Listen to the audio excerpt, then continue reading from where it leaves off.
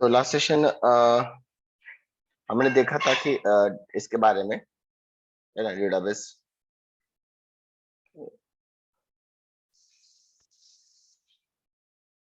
So last session उसके अंदर हमने कुछ क्वेरीज देखा था, लाइक एज लाइक की क्वेरी देखी थी या फिर सब क्वेरी थी, ग्रुप बाय क्लॉज थे, राइट ना। सो बहुत सारे क्वेरीज हमने पढ़ी थी। सो नाउ आज का जो हमारा टॉपिक है वो है हमें दो कंस्ट्रेंट को पढ़ना है। Constraint, so constraint that means कि दो कंस्ट्रेंट है, एक है हमारा प्राइमरी की एंड एक है हमारा फॉरेन की। प्राइमरी की कंस्ट्रेंट एंड फॉरेन की कंस्ट्रेंट, अब इन दोनों को हमें क्या करना है, पढ़ना है आज। तो एग्जैक्टली पहले उनका मीनिंग, उनका रिलेशन मैं आपको पहले बताता हूँ कि किस तरीके से ये कंस्ट्रेंट को यूज करना चाहिए, इनका रिलेशन कैसे होता है। तो समझ लो फॉर एग्जांपल फॉर एग्जांपल ये है हमारा टेबल, ठीक है। एक मेरा टेबल है, फॉर एग्जांपल ये टेबल है मेरा डिपार्टमेंट का, डिपार्टमेंट, ठीक है। यहाँ पे डिपार्टमेंट आईडी है, क्या यहाँ पे एक डिपार्टमेंट आईडी है, डिपार्टमेंट नेम है, और भी डिपार्टमेंट कैपेसिटी है, लोकेशन है, समथिंग।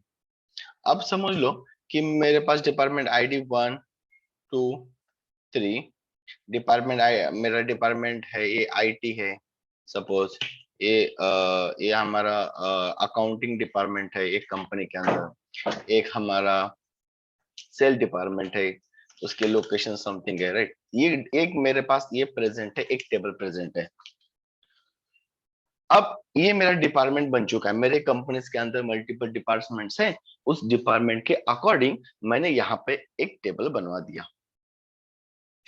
अब मुझे ना, अब किसी एम्प्लॉय को ऐड करना है, जैसे कि अभी कंपनी में कोई मैं हायर कर रहा हूँ, तो उस एम्प्लॉयज को मुझे ऐड करना है।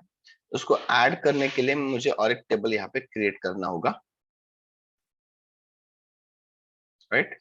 फॉर एग्जाम्पल कुछ उसके अंदर फील्ड्स रहेंगे, ठीक है। कुछ इंपॉर्टेंट फील्ड्स मैं यहाँ पे बता रहा हूँ, जैसे कि एक एम्प्लॉय का टेबल है।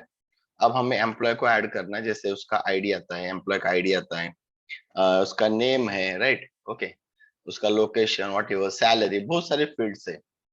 बट और एक फील्ड हमें यहाँ पे इंपॉर्टेंस ऐड करनी है, वो फील्ड से कि वो कौन से डिपार्टमेंट के अंडर काम करेगा, ठीक है। देखिए एम्प्लॉय की तो पूरी डिटेल्स आ जाएगी, उसका नेम, सैलरी, लोकेशन, जो भी देना है।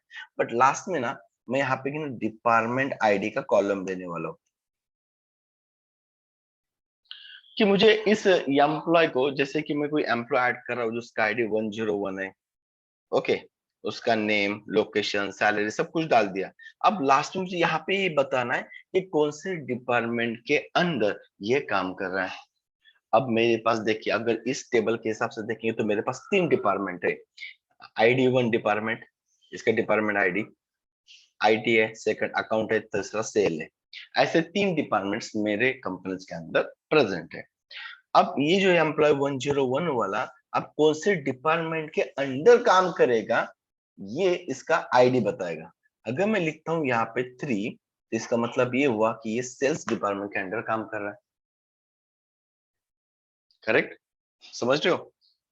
अब हम यहाँ पे क्या कर रहे हैं, एक रिलेशन जनरेट कर रहे हैं।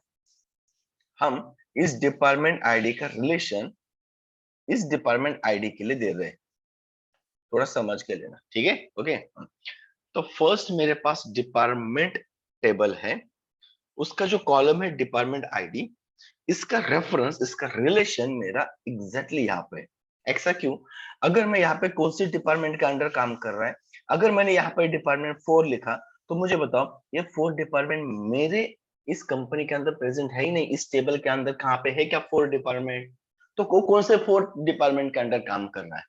एग्जिस्ट ही है ही नहीं, ये एग्जिस्ट ही नहीं है, राइट। मतलब अगर मैं यहाँ पे 4 एंटर करूंगा तो ये 4 वैल्यू एंटर नहीं होनी चाहिए।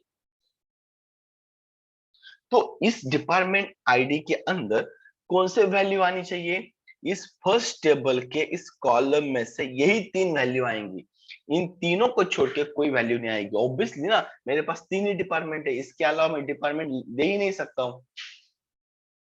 एंड इसका रिलेशन मुझे यहाँ पे क्रिएट करना है, इसीलिए ये मेरा पैरेंट टेबल बनता है। ये मेरा डिपार्टमेंट, मेरा पैरेंट टेबल बनेगा। उसके अंदर का डिपार्टमेंट आईडी जो है ना, ये हमारा रहेगा प्राइमरी की। अब प्राइमरी की क्या होता है देखो, अगर मैं इस कॉलम को अगर इस कॉलम को मैं प्राइमरी की देता हूं, तो इसका मतलब ये होता है कि इस कॉलम में यूनिक वैल्यू आएंगे। यूनिक का मतलब कोई भी आईडी रिपीट नहीं होगा, मतलब जो भी इस कॉलम में वैल्यू है, वैल्यू रिपीट नहीं होगी। नल वैल्यू भी नहीं आएगी, समझ रहे हो? नॉट नल, प्राइमरी की। ओके। और उसका मैं थोड़ा और आगे एक्सप्लेन करूंगा। पहले प्राइमरी की दो कंसेप्ट्स को याद रखना। उस कॉलम में डुप्लीकेट एंट्री नॉट अलाउ। जैसे अभी अभी तक हम सेम आईडी पे रखेंगे तो भी चल जाता था, बट अगर अगर हम इस कॉलम को प्राइमरी की जोड़ेंगे, तो समझ लेना कि इस कॉलम के अंदर अब हम यूनिक वैल्यू लिखेंगे, duplicate value not allow. Second, null value also not allow. Null value also not allow, तो ये दो चीजें याद रखना है, ठीक है। अब ये प्राइमरी की वाला जो टेबल है पैरेंट, उसका रेफरेंस मुझे देना है इस वाले कॉलम में, यानी कि एम्प्लॉय टेबल के एक कॉलम मैंने ले लिया डिपार्टमेंट आईडी डीआईडी नाम का, वहां पे उसका रेफरेंस देना है। इसलिए ये चाइल्ड टेबल बनेगा, ये बनेगा चाइल्ड टेबल, ये बनेगा पैरेंट टेबल। इस चाइल्ड टेबल में जो डिपार्टमेंट आईडी है, इस डिपार्टमेंट आईडी को हम बनाएंगे फॉरेन की। याद रखना, ये फॉरेन की जो चाइल्ड टेबल में बना है, इसका रेफरेंस, इसका हम रेफरेंस कहां पे देंगे? इस, है ना, डिपार्टमेंट के पेरेंट की के साथ, डिपार्टमेंट के पेरेंट की के साथ। देखो ना, ये यहाँ पे, तो इसका मतलब इन दोनों का रिलेशन हो गया। इसका मतलब ये हुआ कि इस कॉलम में, इस प्राइमरी कॉलम में जितने भी वैल्यूज रहेंगी, वही वैल्यू इस फॉरेन की में आएंगे। इसके अलावा आप दूसरी वैल्यू इसमें एंटर नहीं कर सकते हो। अगर ऐसा करोगे, you will get the error.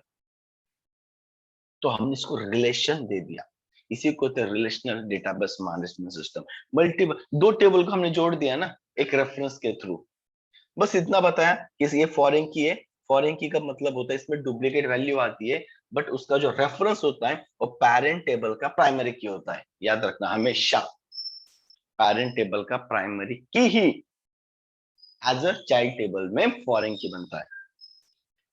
तो फॉरेन की देने से क्या होगा समझ में आया, कि मैं इसमें जो भी एम्प्लॉय आएगा उसका मैं यहाँ पे आईडी डालूंगा, तो इस प्रीवियस वाले टेबल का एग्जिस्टेंस होना चाहिए। एंड ऑब्वियसली जनरली वही होगा ना, अगर मैं यहाँ पे 5 आईडी डालूंगा तो 5 तो मेरे पास है ही नहीं, तो ये कहाँ से आएगा, कौन से डिपार्टमेंट के अंडर काम करेगा, कोई पता ही नहीं चलेगा ना।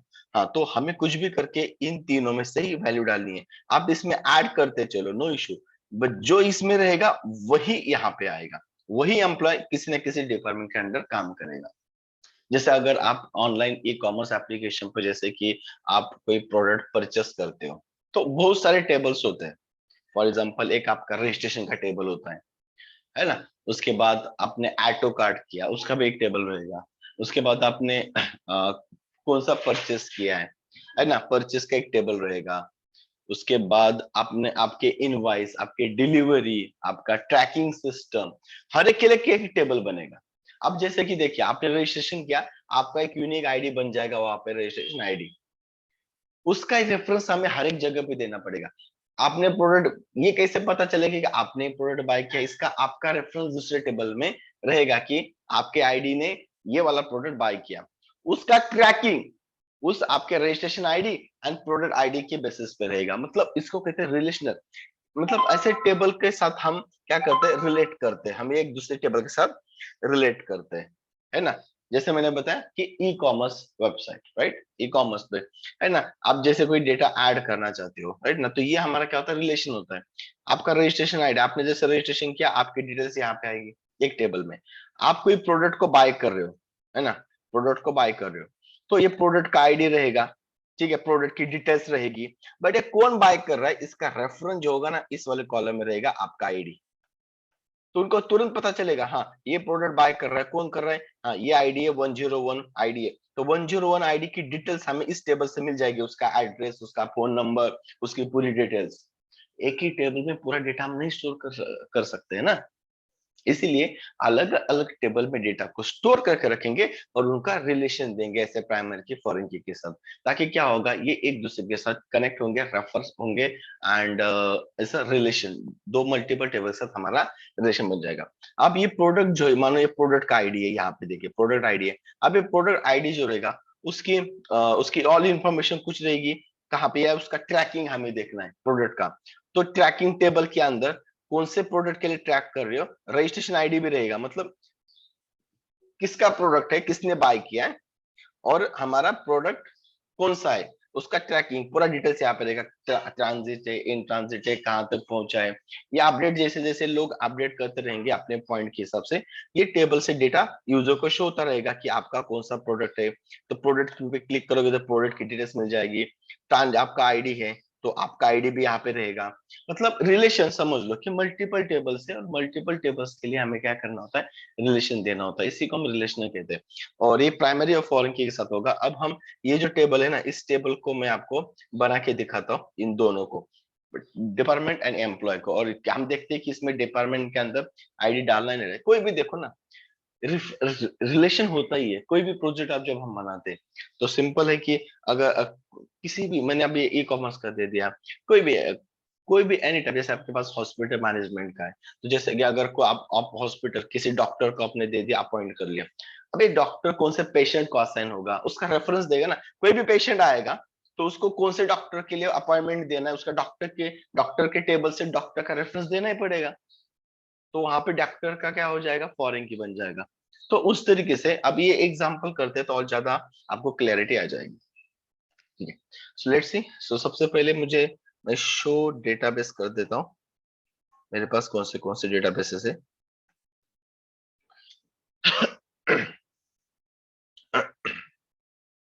यूज,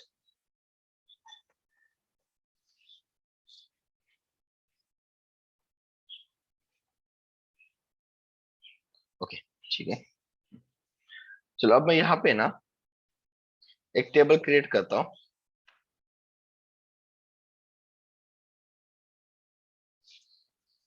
क्रिएट टेबल डिपार्टमेंट, ठीक है। एक डिपार्टमेंट का टेबल मैं क्रिएट कर रहा हूँ, क्रिएट टेबल डिपार्टमेंट।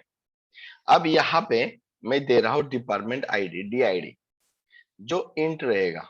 अब उसके साथ मैं और कंस्ट्रेंट दे रहा हूँ, अब देखना ध्यान से, ठीक है। नॉट नल, मतलब मुझे नॉट नल चाहिए, नॉट नल होता है। एक दे दिया कंस्ट्रेंट इंट के बाद नॉट नल। सेकंड, प्राइमरी की, मतलब उसके लिए हमने क्या दे दिया, प्राइमरी की दे दिया, स्पेस, ओके। एंड मैं चाहता हूँ कि डिपार्टमेंट आईडी हमारा ऑटो इंक्रीमेंट भी हो। क्या हो, ऑटो इंक्रीमेंट, मतलब कि आईडी देने की मुझे जरूरत ना पड़े। ये जैसे भी जब भी हम डिपार्टमेंट को ऐड करेंगे, मेरा आईडी ऑटोमेटिकली ऐड होना चाहिए, मतलब ये आना चाहिए ऑटोमेटिकली। तो वहां पे हम लिखते हैं ऑटो इंक्रीमेंट। अब देखिए कॉमा कर दिया। अभी जो मैंने डिपार्टमेंट आईडी बना, अभी तक हम उसके लिए एक ही कंस्ट्रेंट देते थे, data types int, float, int, character, जो भी है। अब हमने ऐड कर दिया नॉट प्राइमरी की एंड ऑटो। ऑटो इंक्रीमेंट का मतलब होता है कि हम आईडी अब एंटर नहीं करेंगे, वो ऑटोमेटिकली इंक्रीमेंट होता जाएगा वन बाय वन। उसके बाद नेक्स्ट डिपार्टमेंट नेम आएगा कॉमा करके, उसका डेटा टाइप्स आपको देना है। ये तो हमें पढ़ा है ऑलरेडी कि हमें साइज देनी होती है, मैक्सिमम लेंथ देनी होती है कि मैक्सिमम कितने कैरेक्टर स्टोर करेगा। डिपार्टमेंट लोकेशन को भी मैंने यहाँ पे वार कैर देके दे दिया, ठीक है। दैट्स इट, मुझे 3 ही कॉलम चाहिए, semi colon enter. Query okay, perfectly fire हो चुकी है क्वेरी। ठीक है, चलो अब इसके अंदर मैं इंसर्ट करते, पहले इंसर्ट करके लेते हैं रिकॉर्ड्स को।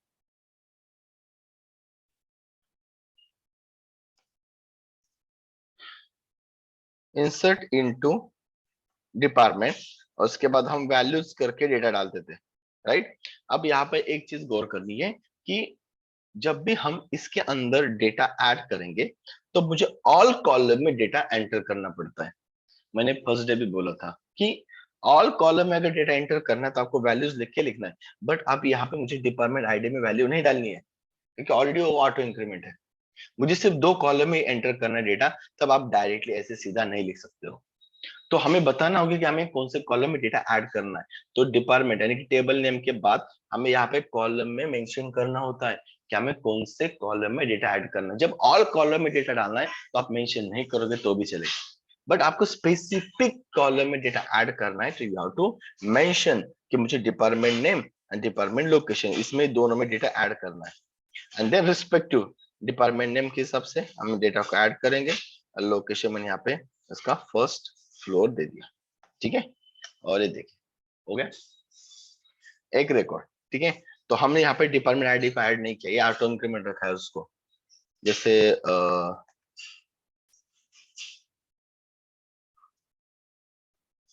और एक मैंने ऐड कर दिया एंड और एक मैंने यहाँ पे दे दिया, ठीक है। 3 डिपार्टमेंट समझ के हम चलते हैं, ठीक है। मेरे पास अभी 3 डिपार्टमेंट्स प्रेजेंट है। अब मैं यहाँ पे देखता हूँ सिलेक्ट स्टार फ्रॉम डिपार्टमेंट। आप देखोगे तो देखिए मुझे तीनों कॉलम मिल चुके हैं, 3 रोज, बट डिपार्टमेंट आईडी देख सकते हो आप, एक ऑटो इंक्रीमेंट आ चुका है। मतलब हमें हमें डालने की जरूरत नहीं है, क्योंकि जैसे हम कभी कभी रिकॉर्ड हम एंटर करते हैं, हमें थोड़ी ना पता लास्ट वाला आईडी क्या है। हम आईडी नहीं डालेंगे तो क्या करेंगे, उसको ऑटो इंक्रीमेंट रखेंगे ताकि जब भी हम डेटा ऐड करते जाएंगे डिपार्टमेंट आईडी एक एक आईडी ऐड होता रहेगा। तो क्या होगा कि हमें ये देने की जरूरत नहीं पड़ेगी, है ना। सोचना नहीं पड़ेगा, याद नहीं रखना पड़ेगा कि लास्ट वाला आईडी क्या है। सो ऑटोमेटिकली ऑटो इंक्रीमेंट कर देगा। ओके, सो चलो ये बेसिक मेरा एक डिपार्टमेंट टेबल, पैरेंट टेबल मेरे पास कंपनी, कंपनी के अंदर मेरे पास 3 डिपार्टमेंट्स है, आईडी सेल्स एंड अकाउंट। अब मुझे एम्प्लॉय को हायरिंग करना है, तो या फिर जो भी एम्प्लॉयज मेरे कंपनी में भी आ रहे हैं अब उसको असाइन करना है, ठीक है। ओके, सो यहाँ पे मैंने और एक टेबल क्रिएट करूंगा, क्रिएट टेबल ईएमपी। ऑलरेडी मेरे पास एम्प्लॉय नाम का टेबल है, तो सेम नाम के टेबल हम एक ही डेटाबेस में नहीं क्रिएट कर सकते, इसलिए अब मैं ईएमपी नाम का टेबल क्रिएट कर रहा हूँ एक एम्प्लॉय का। Create table, table name employee. आप ध्यान से देखना इस टेबल को, ठीक है। यहाँ पे मैं एम्प्लॉय आईडी बना रहा हूँ, वो भी इंट है, वो भी नॉट नल है, और उसको भी हमने प्राइमरी की दे दिया। समझ में? क्योंकि हो सकता है इस टेबल का, इस एम्प्लॉय का रिलेशन और किसी टेबल में बन जाए, इसलिए हमने हर एक टेबल में, जनरली हर एक टेबल में एक यूनिक कॉलम होता है, एक प्राइमरी की वाला कॉलम होता ही और रखना ही चाहिए आइडियली, क्योंकि एक ही टेबल, उस टेबल का रिलेशन हमें किसी ना किसी टेबल के लिए इन फ्यूचर देना होता है। जैसे आपका प्रोजेक्ट आगे जाता है उसके हिसाब से जरूरत पड़ती है तो देना ही पड़ता है, ठीक है।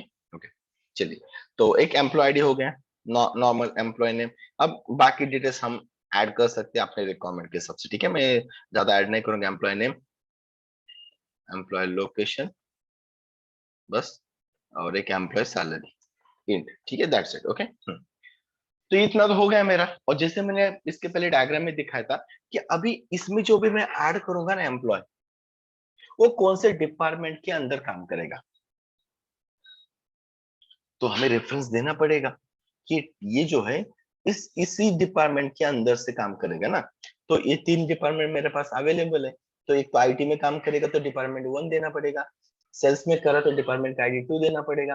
तो मुझे इस डिपार्टमेंट के आईडी को यहाँ पे लगाना है, तो मैंने यहाँ पे इसका नाम कुछ भी दे सकते हो, बट आइडियली सेम दिया जाता है ताकि कंफ्यूजन ना हो, क्योंकि इसी का नेम यहाँ पे दिया जाता है। ओके, बट उसका डेटा टाइप इंट रहेगा, और यहाँ पे हमें जोड़नी पड़ती है फॉलोइंग की, ठीक है। बट वो कैसे जोड़ेंगे, जैसे यहाँ पे लिखा है वैसे नहीं करेंगे, इसके कॉमा देंगे, मतलब डिपार्टमेंट आईडी इंट हो गया काम। बट डिपार्टमेंट आईडी को उसके बाद में हम बताएंगे, इसके बाद में कॉमा करने के बाद, है ना, डिपार्टमेंट आईडी इंट एंड अब हम यहाँ पे देंगे कॉमा, शायद नहीं देना चाहिए, ठीक है। Okay, department ID int and इसके बाद हम लिखेंगे फॉरेन की, कॉमा दे सकते, देखते फिर में, हाँ फॉरेन की। अब देखिए इसके बाद में बता रहा कि फॉरेन की देना है मुझे, किसको देना है, उस कॉलम का नेम, डी आई डी, ए वाला डी आई डी, फॉरेन की किसके लिए, डिपार्टमेंट आईडी डीआईडी के लिए रेफरेंसेस, उसका रेफरेंस कहां से रहेगा, मेरा पहला टेबल है डिपार्टमेंट डीपीटी, उसका डीआईडी का, ठीक है। मैं एंटर करता हूं पहले, ये देखिए क्यूरी ओके बोल रहा हूं अफेक्टेड। अब देखो मैं यहाँ पे आपको बताता हूँ एग्जैक्टली क्या किया।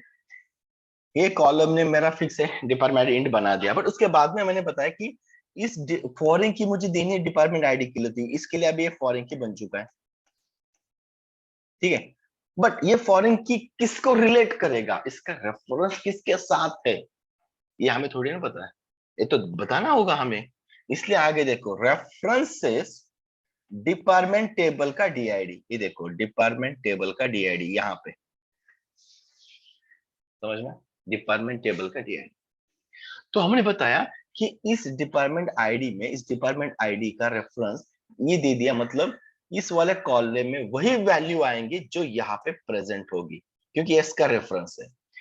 मतलब अब कोई भी एम्प्लॉय आएगा तो इन तीनों से ही आएगा, मतलब ऑब्वियसली हम ऐड करेंगे तो इन तीनों में से करेंगे ना, एक तो आईडी 3 के अंदर करेगा, नहीं तो 2 के अंदर, नहीं तो आईडी 1 के अंदर, मतलब 1 मतलब आईटी डिपार्टमेंट के अंदर काम करेगा। अगर अगर हम इन तीनों को छोड़ के कुछ भी वैल्यू एंटर करते, it will give the error, या हमें एरर दे देगा, बोलेगा आप तो मतलब फॉरेन की कंस्टेंट को तो आप फेल कर रहे हो ना, फॉरेन की कंस्टेंट तो बता रहा है कि इसका रेफरेंस इसमें जो रहेगा वही यहाँ पे आना चाहिए, राइट। समझ में, अभी एक प्राइमरी की पेरेंट टेबल होता है जिसका column name as a reference हमें दूसरे टेबल में फॉरेन की जोड़ना होता है, तो तभी ये रिलेट होगा, राइट। आगे जाके कुछ भी एम्प्लॉय है, अब ये कौन से डिपार्टमेंट में काम कर रहा है, उससे पता चलेगा उसके डिपार्टमेंट आईडी के थ्रू, टू डिपार्टमेंट का पूरा डिटेल्स हमें मिल जाएगा। सो इस तरीके से रेफरेंस देना होता है, ठीक है। अब मैंने यहाँ पे दे दिया, प्रैक्टिकली हम चल रहे हैं अभी, ओके चलिए। सो अब हमें ऐड करना है रिकॉर्ड्स को, राइट ना, चलिए। सो इंसर्ट इनटू ईएमपी, अब मुझे कॉलम ने मेंशन करने, बिकॉज मैंने इसको भी एम्प्लॉयड जो ऑटो इंक्रीमेंट रखा है, दैट मींस इसकी वैल्यू हमें ऐड नहीं करनी इस कॉलम में डेटा, तो जो रिमेनिंग है उस रिमेनिंग टेबल के कॉलम्स के नेम आपको यहाँ पे मेंशन करने पड़ेंगे, एंड उसी सीक्वेंस में डेटा को ऐड करना होगा। तो सबसे पहले आता है employee name, comma employee location, comma employee salary, comma and department ID, ये देखिए डिपार्टमेंट आईडी वाला कॉलम है। इसके बाद वैल्यूज, हाँ, तो वैल्यूज में सबसे पहले मैंने नेम डाल दिया, लोकेशन ऐड कर दिया, सैलरी ऐड कर दी, कॉमा। अब देखिए डिपार्टमेंट आईडी लास्ट वाला कॉलम है, अब ये एम्प्लॉय कौन से डिपार्टमेंट के अंडर काम करेगा, ऑलरेडी हमने इसका रेफरेंस दे चुके हैं, हमने ऑलरेडी बता दिया है कि ये डिपार्टमेंट आईडी का जो डीआईडी है उसका ही रेफरेंस देने वाला है, तो इसमें से ही मुझे वैल्यू एंटर करनी पड़ेगी, जैसे मैंने यहाँ पे 2 डाल दिया, मतलब ये सेल्स डिपार्टमेंट के अंडर काम करेगा, सेमीकोलन देके एंटर कर लो। अरे, कुछ मिस्टेक, ये आईडी इज नॉट डिफाइंड, एक मिनट, ये लोकेशन इस सैलरी,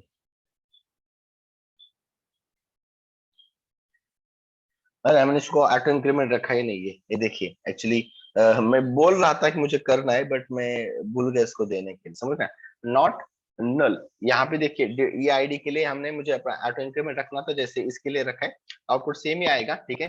ओके, तो ये भी, चलो इसको भी हम चेंज कर देंगे, बट बाद में करेंगे, जिसको हम अल्टर क्वेरीज कहते हैं, ठीक है, अल्टर के टाइम पे आ जाएगा। तो चलो तो मैं क्या करता हूँ, इसको चेंज कर देता हूँ, मैं यहाँ पे मैन्युअली अभी ऐड करता हूँ एम्प्लॉय आईडी, जैसे हम नॉर्मल करते हैं। तो यहाँ पे मैंने आईडी दे दिया 101, समझ में आया? अगर मैं ऑटो इंक्रीमेंट रखता तो मुझे देने की जरूरत नहीं पड़ती, डिपार्टमेंट आईडी की जैसे वो इंक्रीमेंट हो जाता, ठीक है, इसलिए, बट मैंने यहाँ पे दिया ही नहीं, ठीक है। सो अब मैं यहाँ पे डायरेक्टली ऐड कर रहा हूँ 1001, है ना, 101 आईडी।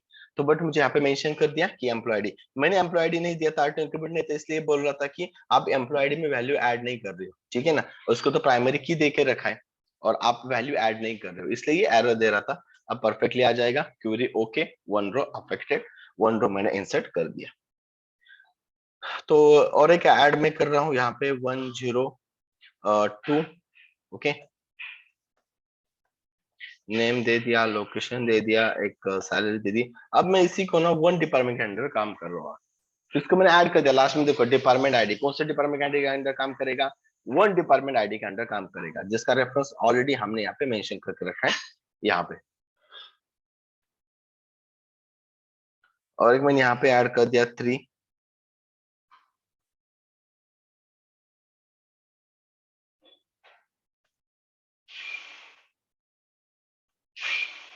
अब इसका डिपार्टमेंट है 3, राइट।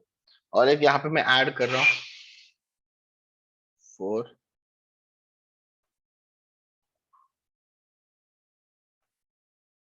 अब मैं इसको फिर से वन डिपार्टमेंट, तो देखो वन डिपार्टमेंट आईडी के अंदर ऑलरेडी एक काम कर रहा था, और एक है कि जो वन डिपार्टमेंट आईडी के अंदर काम कर रहा है। मतलब रेफरेंस दे रहा हूँ, क्योंकि फॉरेन की के अंदर डुप्लीकेट एलिमेंट्स आ सकते हैं, नो इशू। बस प्राइमरी की के अंदर डुप्लीकेट एलिमेंट भी नहीं आएंगे, नल वैल्यू भी नहीं आएंगे। अब मैं यहाँ पे ना आईडी डाल रहा हूँ 4, ध्यान से देखना।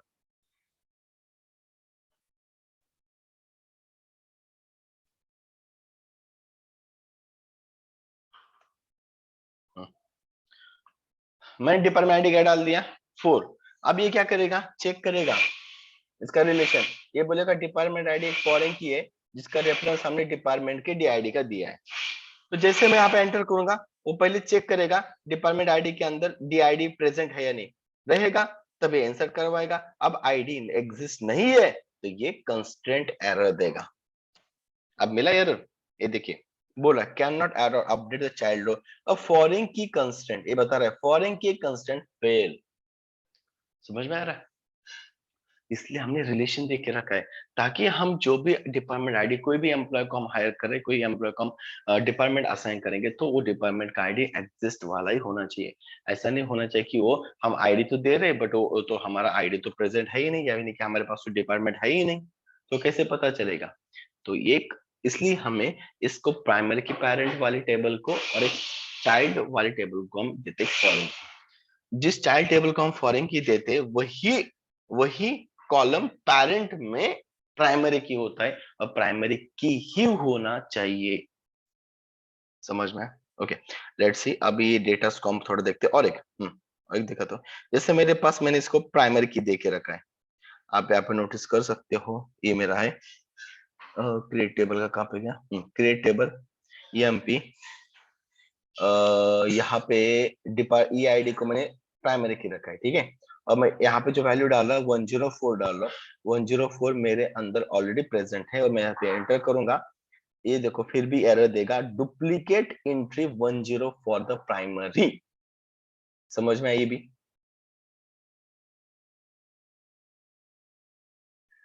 राइट। तो ये हमारा क्या होगा, प्राइमरी की। देखिए फॉरेन की में वैल्यू रिपीट हो सकती है, समझ लो। फॉरेन की रेफरेंस है ना, इसमें वैल्यू जो आई, क्योंकि एक मल्टीपल एम्प्लॉय मल्टी एक ही टेबल के अंदर काम कर सकते हैं ना।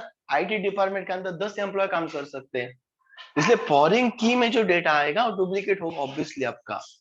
ठीक है, यहाँ पे क्योंकि मल्टीपल 10 लोग एक ही आईटी डिपार्टमेंट के अंदर काम कर रहे हो जाएगा, होता है। इसलिए फॉरेन की में डुप्लीकेट एलिमेंट आएंगे। मैंने बोला, मैंने कभी नहीं बोला कि डुप्लीकेट फॉरेन की में यूनिक वैल्यू होती है। फॉरेन की में डुप्लीकेट एलिमेंट होते हैं, प्राइमरी की में डुप्लीकेट एलिमेंट्स नॉट अलाउड। जैसे कि आप मैंने यहाँ पे 104 एंट्री कर रहा हूँ, तो 104 ऑलरेडी मेरे पास प्रेजेंट है, यहाँ पे हमने एंटर किया था। ये देखिए ये तुरंत बोल रहा है डुप्लीकेट एंट्री 104। समझ में?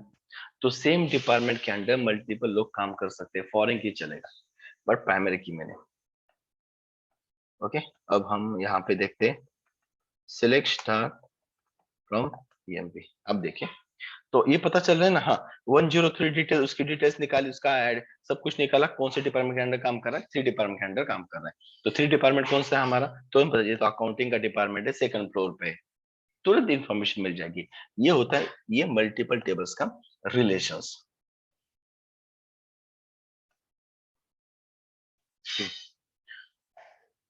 आईडी वैल्यूज डुप्लीकेट नहीं होनी चाहिए, वैल्यूज राइट ना, समझ लो वैल्यूज हमारी डुप्लीकेट नहीं होगी एज अ प्राइमरी की। एंड फॉरेन की में आपके वैल्यूज डुप्लीकेट हो सकते हैं, यानी कि आईडी जो आपने दिया है पेरेंट की का। तीनों में से कोई भी वैल्यू आएगी और डुप्लीकेट भी होगी इसमें फॉरेन की में। क्यों? क्योंकि आपके मल्टीपल एम्प्लॉय सेम डिपार्टमेंट के अंडर काम कर सकते हैं, इसलिए फॉरेन की में डुप्लीकेट एलिमेंट अलाउ होते हैं।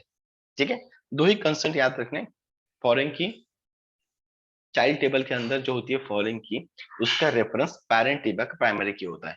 प्राइमरी की में डुप्लीकेट वैल्यू नहीं आती है, फॉरेन की के अंदर डुप्लीकेट एलिमेंट्स होते हैं। ठीक, दैट्स इट। तो ये आपका क्लियरिफिकेशन हो जाएगा। सेकंड, एक टेबल में एक ही प्राइमरी की हम दे सकते हैं। ठीक है, एक टेबल में एक ही प्राइमरी की हम सेट कर सकते हैं, एक टेबल में मल्टीपल फॉरेन की सेट कर सकते हैं। जैसे समझ लो मेरे पास और एक टेबल होता कोई, ठीक है, और उसमें अगर कोई प्राइमरी की होती, जैसे ये मेरा प्रोजेक्ट का टेबल है, प्रोजेक्ट, और एक प्रोजेक्ट आईडी है। अब मुझे जो एम्प्लॉय में ऐड करूंगा वो कौन से प्रोजेक्ट के अंदर काम करेगा ये भी मुझे बताना है। तो इस प्रोजेक्ट टेबल के अंदर प्रोजेक्ट आईडी है जो प्राइमरी की है, और बाकी उसकी डिटेल्स है, प्रोजेक्ट का नेम क्या है, क्लाइंट का नेम क्या है, किसका क्लाइंट है, कितना वर्क डन हो चुका है, वॉट एवर, ये डिटेल्स है पूरी प्रोजेक्ट की। अब यहाँ पे मुझे बताना है कि ये जो एम्प्लॉय आएगा कौन से प्रोजेक्ट के अंडर काम करे। तो यहाँ पे मैं प्रोजेक्ट आईडी ले सकता हूँ और इस प्रोजेक्ट आईडी को फॉरेन की लगाऊंगा और इसका रेफरेंस दे दूंगा इस टेबल का प्राइमरी की। तो जो भी ये जितने प्रोजेक्ट है उनके आईडीज मेरे पास है, बस उस आईडी को मैं यहाँ पे ऐड करूंगा। जैसे 2 आईडी है, 5 आईडी है, 10 आईडी है, जो भी आईडी रहेगा उसके प्रोजेक्ट का। तो एक टेबल में मल्टीपल फॉरेन की हो सकते हैं, बट प्राइमरी की ओनली वन, राइट। तो आप बोलेंगे सर किसी को, अगर किसी को मुझे डुप्लीकेट नहीं करवाना है, कुछ और हो सकता है मेरे अंदर, जैसे मेरे पास एक मोबाइल नंबर का भी एक कॉलम नेम है ना, तो मैं चाहता हूँ कि अरे मोबाइल नंबर डुप्लीकेट ना आए, है ना, या एम्प्लॉय का मोबाइल नंबर है या ईमेल आईडी है, ये डुप्लीकेट ना हो, कोई सेम मोबाइल नंबर दो एम्प्लॉयज नहीं दे सकते हैं। तो उसके लिए क्या सोल्यूशन है फिर? उसके लिए भी सोल्यूशन है। मोबाइल नंबर, जैसे आप जब भी कॉलम बनाओगे, मोबाइल नंबर उसका डिटेल्स दोगे, उसके साइड में जैसे प्राइमरी की लिखा, उसी तरह यहाँ पे यूनिक की लिखना है, यूनिक की। जैसे हमने प्राइमरी की लिखा ना ई आई डी के आगे, उसी तरह मोबाइल नंबर कॉलम नेम, है ना, उसका डेटा टाइप्स देना है, वैर क्या जो भी है, और उसके साइड में फिर से क्या लिखना है, यूनिक की, यूनिक की।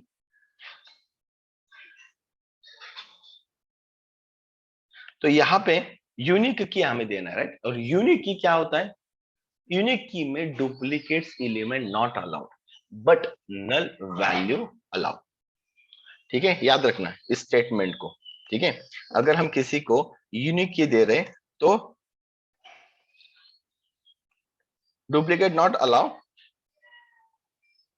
बट नल वैल्यू हाँ अलाउ। समझ में? ठीक है, इस लाइन को कॉपी करके रखना कि जब हम यूनिक की सेट करते हैं, जैसे प्राइमरी की कर दिया, उसे अगर हम यूनिक की हम देंगे तो फिर ये क्या होता है, डुप्लीकेट्स एलिमेंट्स को तो अलाउ नहीं करता है, नल वैल्यू को करता है। जब हम प्राइमरी की देते हैं तो डुप्लीकेट भी नहीं होता है और नल वैल्यू भी वो एक्सेप्ट नहीं करता है। बस इन चीजों को आपको याद रखना, ये एंट्रीज में पूछा जाता है हमेशा question, the difference between primary की एंड यूनिक की।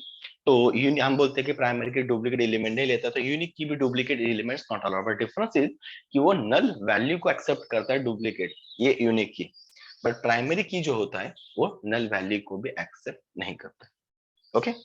जब हम ये टेबल बना रहे थे, ये वाला जिसमें हमने प्राइमरी की जोड़ा है, ये मेरा प्रोडक्ट का टेबल है, इसमें इस टेबल में प्रोडक्ट आईडी प्राइमरी की होगा मेरा, ऑब्वियसली ना। देखो ना, थोड़ा थिंक भी करना है ना कि अगर मैं प्रोडक्ट को ऐड कर रहा तो प्रोडक्ट के आईडी डिफरेंट डिफरेंट रहेंगे मेरे पास। ऑब्वियसली मेरे पास प्रोजेक्ट, सॉरी, प्रोजेक्ट की आईडी है, अलग अलग प्रोजेक्ट है, 10 प्रोजेक्ट है, 10 प्रोजेक्ट की आईडी मेरे पास प्रेजेंट है।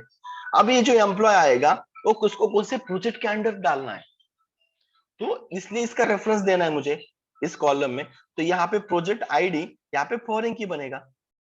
बस जैसे डी आई डिपार्टमेंट आईडी का बनाया उसी तरह प्रोजेक्ट आईडी डाला, जो भी प्रोजेक्ट आईडी एंटर किया इसका रेफरेंस यहाँ से मिलेगा, तो पता चलेगा कि ये एम्प्लॉय कौन से प्रोजेक्ट के अंडर काम कर रहा है। तो इस तरीके से हम प्राइमरी की एंड फॉरेन की सेट कर सकते हैं, यूनिक की सेट कर सकते हैं। यूनिक की जैसे हमने यहाँ पे दे दिया प्राइमरी की, उसी तरह यूनिक की देना है, एंड यूनिक की डुप्लीकेट एलिमेंट्स को अलाउ नहीं करती है, बट नल वैल्यू को एक्सेप्ट करती है, अलाउ करती है। ठीक है, ओके। तो इसी 3 चीजों को मेन है, और यही 3 चीजें इंटरेस्ट में पूछी जाएगी, प्राइमरी की, फॉरेन की या यूनिक की। इसके अलावा कुछ नहीं पूछेंगे। ये 3 चीज के बारे में पूछेंगे जो यूज होती है इंडस्ट्री में। जब हम डिजाइन को पढ़ेंगे तब उनको भी यूज करेंगे हम एक्चुअली, और प्रैक्टिकल लेवल पे, क्योंकि हम वहां पे एक्चुअली फॉर्म बनाएंगे, डेटा फेच करेंगे, रिलेशन देंगे, तो वहां पे प्रैक्टिकल ओरिएंटेड जाएंगे। ये भी प्रैक्टिकल ही है, बस हम डेटाबेस पे बना रहे हैं ना, तो समटाइम्स थोड़ा सा क्लियरिटी नहीं आती, क्योंकि ये डेटाबेस सिर्फ डेटाबेस पढ़ते हैं। बट जब हम एक से एक सिनेरियो लेके चलेंगे, कोई अब हम कोई एप्लीकेशन बना रहे, तो उस टाइम पे आपको एग्जैक्टली पता चलेगा कि अरे हाँ, कि ये हमें देना चाहिए एक्चुअली, तो दैट टाइम ऑल क्लियरिटी आ जाएगी। बट फिलहाल इतना समझ जाओगे तभी भी बहुत है, सफिशिएंट है इतना भी पार्ट। यूनिक की, फिर से एक बार मैं बता रहा हूँ यूनिक की क्या होता है। यूनिक की सिंपल, एकदम सिंपल है, ये पढ़ो के भी तो समझ में आना चाहिए। डुप्लीकेट्स नॉट अलाउड, मतलब अगर मैं मोबाइल नंबर ऐड कर रहा हूं तो मोबाइल नंबर सेम नाम का नहीं होगा, सेम नंबर के रिपीटेशन नहीं आएंगे, सिंपल है उस कॉलम में। यूनिक, बट उसमें नल वैल्यू आएगी, मतलब अगर मैं कभी मोबाइल नंबर का वैल्यू डालूंगा ही नहीं, तो ये नल वैल्यू, ऐसा नल वैल्यू स्टोर होके आएगी। तो नल वैल्यू जो होती है ना, वो एक्सेप्ट करेगा, जो कि प्राइमरी की नहीं करता है। नल लिख के आता है। अगर हमने क्या किया कि मोबाइल नंबर को स्किप कर दिया, है ना, इंसर्ट किया ही नहीं मोबाइल नंबर के वैल्यू को, तो उस टाइम पे उस मोबाइल नंबर पे क्या आएगा, नल आएगा, नल। एंड प्राइमरी की में ऐसे नल भी नहीं चलता है, कुछ ना कुछ वैल्यू होनी ही चाहिए, और वो भी unique, that's it. But unique key में वैल्यू डुप्लीकेट तो नहीं होगी, बट अगर आप एंटर नहीं करते हो तो नल वैल्यू एक्सेप्ट करेगा। This is the difference between primary and unique key, right? Primary key and unique key, ठीक है।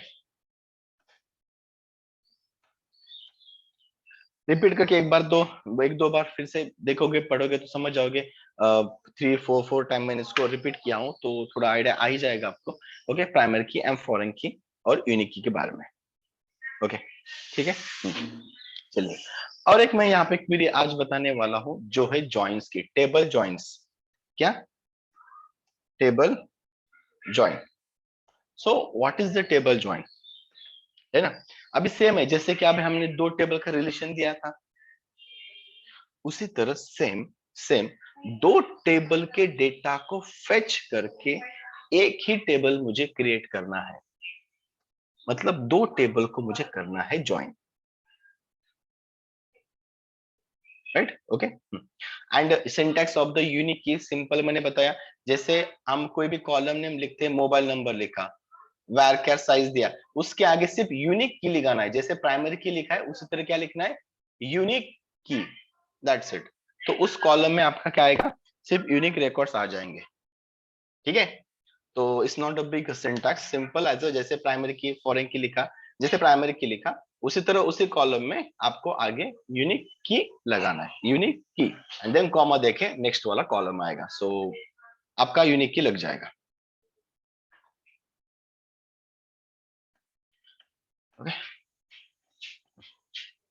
हाँ, यूनिक की का आप उसमें ऐड कर सकते हो एक कॉलम, जब भी आप इसके ऊपर प्रैक्टिस करोगे, जब आप बनाओगे एम्प्लॉय का टेबल, तो उसमें एक मोबाइल नंबर दे देना, मोबाइल ऐसे दे देना, मोबाइल, मोबाइल कॉलम आएगा, varchar आएगा, ठीक है। इसमें आप varchar, क्योंकि हम मोबाइल नंबर में इंटीजर वैल्यू स्टोर नहीं करते, क्योंकि वो नंबर हमें कैलकुलेट नहीं करना होता, varchar ही लिखते हैं, और उसके साइज हम मैक्सिमम 12 देते हैं, ठीक है। और उसके आगे हम लिखेंगे यूनिक की, ठीक है। ओके, यूनिक की जो भी है, यूनिक की, उसकी स्पेलिंग एक बार देख के, यूनिक की ऐसे लिखना है, खत्म, जैसे हम प्राइमरी की लिखते हैं, राइट। ओके, तो ये आपको उसमें ऐड कर दो कि कॉलम है, तो आपको समझ जाओ,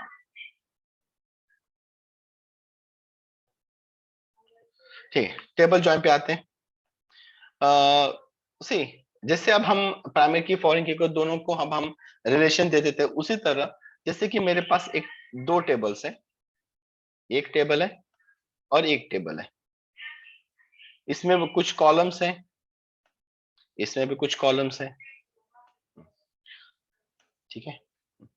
अब क्या है कि ये दोनों का रिलेशन भी है, जैसे अभी प्राइमरी की फॉरेन की देखिए, कोई रिलेशन भी बनेगा, है ना, कुछ ना कुछ वैल्यू उसमें आएगी हमारी, रिलेशन भी है। अब मैं चाहता हूँ कि यूजर को मुझे ना एक ही टेबल शो करवाना है, बट उसमें इसके भी कॉलम आने चाहिए और इस टेबल के भी कॉलम आने चाहिए।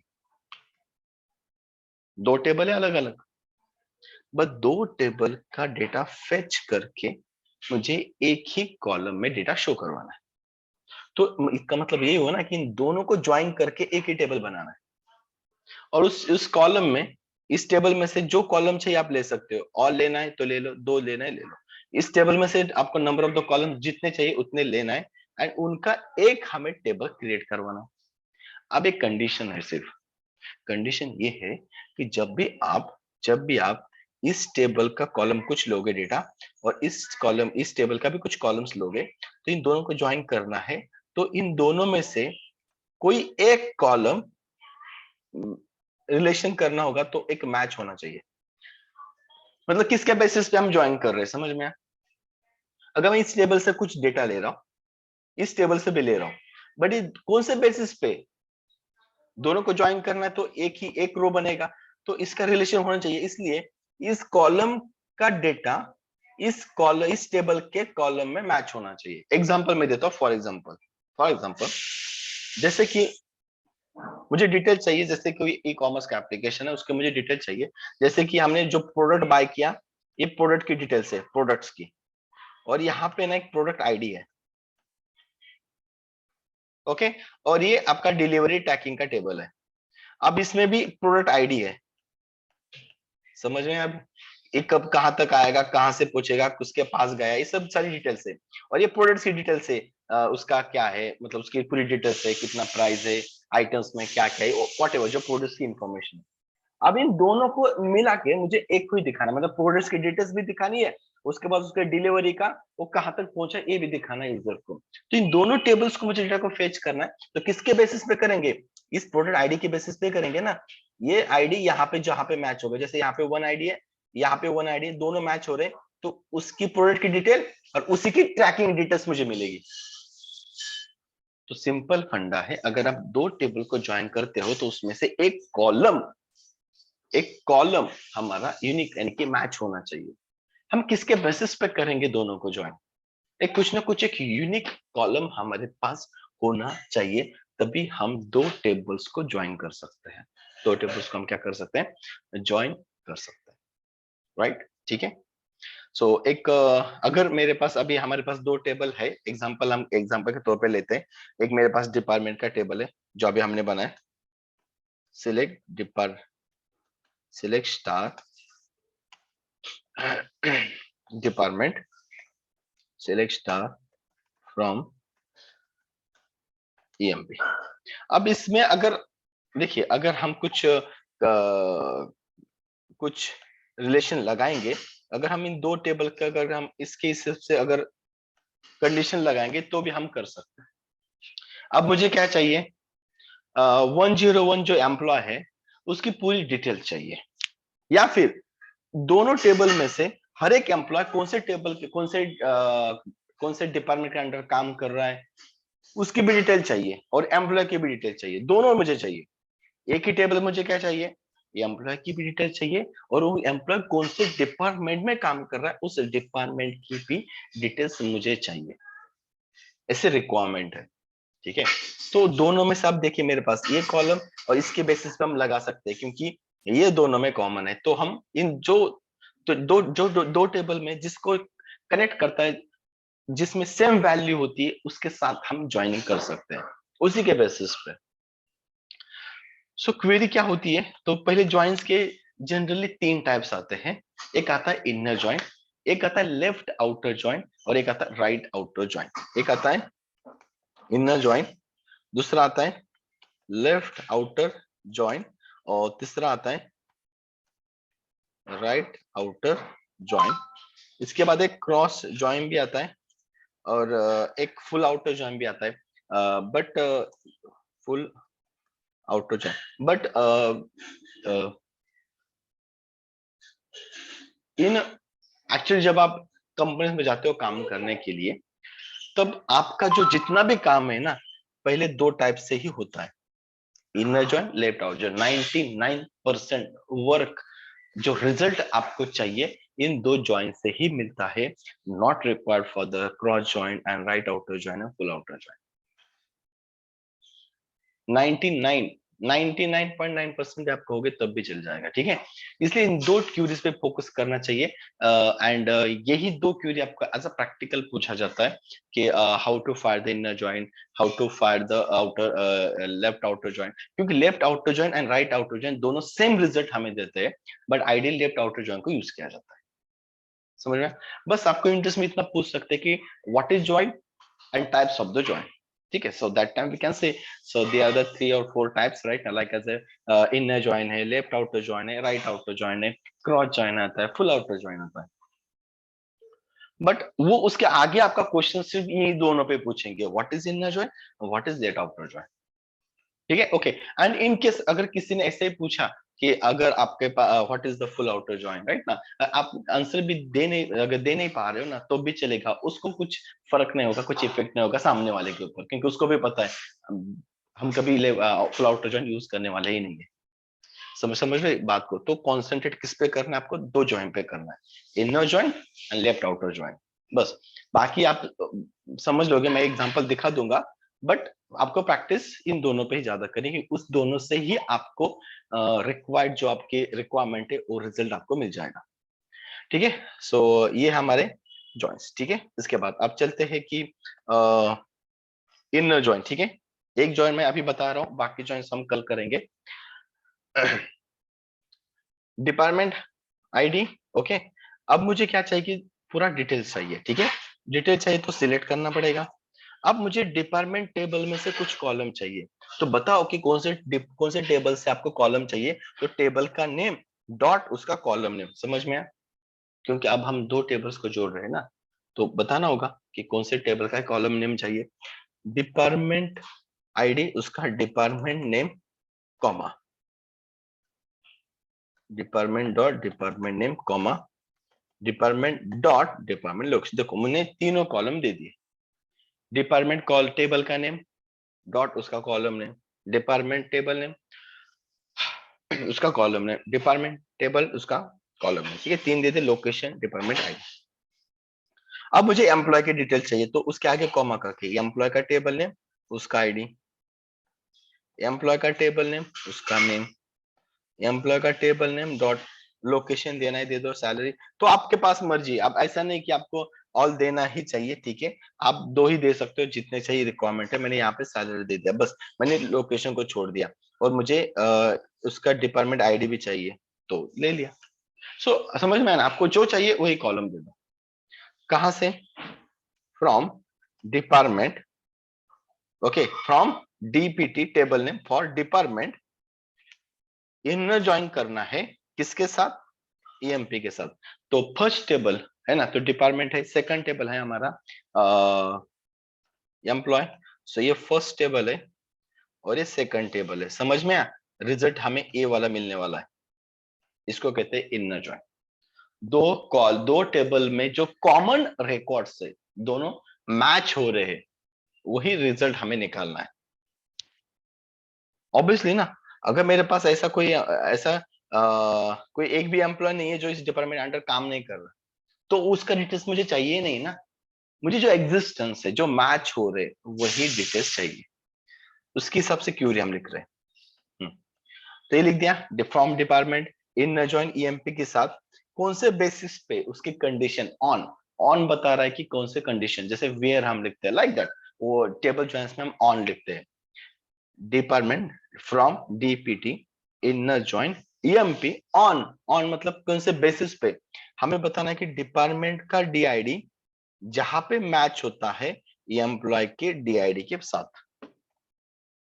ठीक है, तो सिलेक्ट डिपार्टमेंट डीआईडी, हमने पहले कॉलम नेम दे दे जो चाहिए, तो अपने हाथ में जो चाहिए दे दो।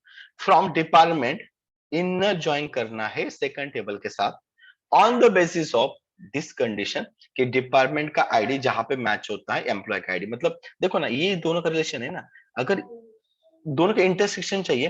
तो अगर मैं आईडी 2 दे रहा हूँ, मतलब आईडी जैसे कि अभी यहाँ पे आईडी 2 है, तो विशाल है, उसका डिटेल्स। अभी 2 डिपार्टमेंट में कौन क्या डिटेल्स है, तो 2 डिपार्टमेंट की डिटेल्स हमें यहाँ पे मिल जाएगी। मैं एंटर करता हूँ, है ना, आपको दिख जाएंगे पूरे डिटेल्स। अब देखो एक ही टेबल में पूरा डिटेल्स आ रहा है। जैसे यहाँ पे मैंने दे दिया इसमें ई आई डी, ये देखो एम्प्लॉय आईडी 102 है। एक्चुअली उसको मैं स्टार्टिंग में लिखना चाहिए, बट ठीक है चलेगा। ठीक है, तो एम्प्लॉय आईडी है 102 है, वो आईटी डिपार्टमेंट के अंडर काम कर रहा है, फर्स्ट फ्लोर पे है। और उसका डिटेल्स क्या है, उसका नेम है, उसकी सैलरी है, दैट्स इट। सेकंड एम्प्लॉय 104 है, कहाँ पे काम कर रहा है, वन आईटी डिपार्टमेंट के अंडर, उसका नेम डिटेल्स पूरी है। 101 है ना, ये एम्प्लॉय आईडी है, ये देखो उसका डिटेल्स यहाँ पे, और ये उसकी डिटेल्स। 103 उसका कौन से डिपार्टमेंट के अंडर काम का, अकाउंटिंग, कौन से फ्लोर पे मिल जाएगा, सेकंड फ्लोर पे, उसकी डिटेल्स। समझ में, दो टेबल्स को हमने एक साथ जोड़ दिया, इसको कहते हैं इनर जॉइन। ये देखिए इनर जॉइन, दो टेबल को एक साथ, on the basis of conditions, on the basis, बस इस कंडीशन पे हमें देना है, क्योंकि मैंने बोला ना कि दो टेबल को ज्वाइन करना है तो कोई ना कोई कॉलम आपका कॉमन होना चाहिए। किसके बेसिस पे हम कर रहे हैं, किसके बेसिस इसको ज्वाइन कर रहे हैं। ओके ठीक है। और एक जैसे इस क्यूरी को ना, जैसे कि यहाँ पे हमने क्या दिया था, फ्रॉम, हमने उस दिन देखा था मैक्स एग्रीगेट फंक्शन हम यूज कर रहे थे, मैक्स लिखते थे, मीन, तो उसके साथ में एक अलाइज नेम हम लिखते थे, याद है अलाइज नेम, टोटल वगैरह लिखते थे। तो हम चाहते हैं कि डिपार्टमेंट का अलाइज नेम मैंने डी दे दिया, इनर जॉइन ईएमपी टेबल का नेम मैंने ई दे दिया।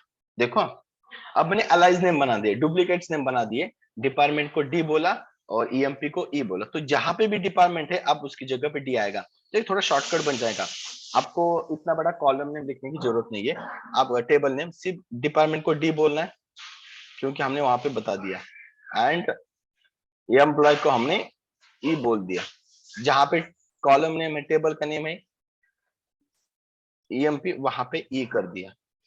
ठीक है, from department D, D alias name, inner join EMP E, E इसका नेम है, जहां पे डिपार्टमेंट आएगा वहां पे डी, जहां पे ईएमपी आएगा वहां पे, रिजल्ट सेम मिलेगा। बस इसमें क्या है कि हमने अलाइज नेम देने के बाद इसका मतलब हर बार इतने बड़े बड़े, बहुत बार कैसा होता है कि टेबल के नेम, अब बड़े बड़े टेबल्स के नेम मिल जाते हैं, तो हम नहीं चाहते कि वो हमें मिले। ठीक है ना, मतलब लिखने की जरूरत ना पड़े, तो हमने अलाइज नेम दे दिया, डिपार्टमेंट को डी बोल दिया, तो जहां पे भी अभी डिपार्टमेंट आएगा वहां पे डी बोल दो। समझ में आया? ठीक है, तो वही क्यूरी वही रिजल्ट है, बस हमने लिख दिया उसको अलाइज नेम के साथ। अब देखिए ये तो पूरी डिटेल्स दे रहा है मुझे, इनर सेक्शन देखो, इनर जॉइन दोनों जहां जहां पे मैच हो रहे, वो पूरी डिटेल्स दे रहा है डिपार्टमेंट आईडी के हिसाब से। बट मैं चाहता हूं मुझे सिर्फ एम्प्लॉय आईडी 102 की ही डिटेल चाहिए। ठीक है, इनर जॉइन, तो क्यूरी देखो अगेन सेम है मेरी, ये देखिए अगेन सेम, सिलेक्ट जो जो कॉलम चाहिए ले लो from department D, inner join EMP E on the basis of department. But मुझे डिटेल्स किसकी चाहिए, एम्प्लॉय जिसका आईडी 2 हो। बट करेक्ट, इसके आगे मैं लिखूंगा वेयर, सेम क्वेरी उसके आगे वेयर किसका चाहिए, ईएमपी, ईएमपी यानी कि ई, ईएमपी टेबल का नेम मैंने ई लिखा है, उसका एम्प्लॉय आईडी हो 102, बस एंटर कर दो। अब डिटेल्स उसकी मिल गई, देखिए उसकी पूरी डिटेल्स हमें यहाँ पे मिल गई, कौन से डेटा, कौन से इसमें काम कर रहा है, क्या कर रहा है, एवरीथिंग एवरीथिंग। Right, okay. तो इस तरीके से हम टेबल को ज्वाइन कर सकते हैं, इसी को कहते हैं एक टेबल ज्वाइंस।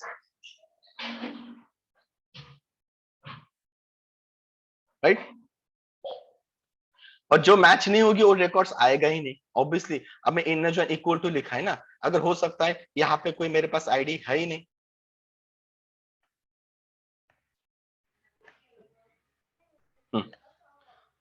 सो यहाँ पे देखिए हमने एक आगे एक वेयर का क्लॉज लगा दिया और बोल दिया कि ये है इसी आईडी का मुझे रिकॉर्ड चाहिए, करेक्ट, ओके। एंड यहाँ पे हमने जो जो कॉलम दिए वही हमने कॉलम का पेज किया, इसकी जगह पे आप स्टार भी लिख सकते हो। ठीक है, स्टार का मतलब होता है ऑल कॉलम्स हो जाते हैं। ठीक है, जो अगर आपको स्पेसिफिक कॉलम लेने तो स्पेसिफिक नाम दे सकते हो, ऑल चाहे तो स्टार करके दे सकते हो। ठीक है, एंड जिस बेसिस पे दिया, अगर मेरे पास यहाँ पे डिपार्टमेंट आईडी 3 नहीं होता तो 3 का कोई रिकॉर्ड ही नहीं मुझे मिलता, है ना, क्योंकि हमने बोला है ना 3 के लिए जहां पे मैच होगा, 3 नहीं होता तो मुझे सब इतने रिकॉर्ड्स मिल जाते, ये नहीं आता इनर जॉइन में। ठीक है, दोनों का इंटरसेक्शन समझ लो सेम, जहां पे जिस कंडीशन पे हम दे रहे, इस कंडीशन पे दे रहे, इन दोनों को देखो, डिपार्टमेंट के DDID, एम्प्लॉय के DID का कॉलम देखो, जो जो मैच होंगे उसका ही रो आप निकाल के एज अ यहाँ पे मिल जाएंगे, ये इस साइड पे मिल जाएगा। ओके, एंड इसमें भी आपको फिल्टरिंग करना है, इसमें भी आपको स्पेसिफिक किसी रिकॉर्ड का चाहिए, उसका आगे वेयर लगा दो कि वेयर डिपार्टमेंट आईडी जिसका हो या एम्प्लॉय आईडी जिसका लोकेशन, कुछ भी वेयर के आगे तो आपको पता है कुछ भी दे सकते हो, जिसका लोकेशन ये है वही रिकॉर्ड दे दो, चल जाएगा।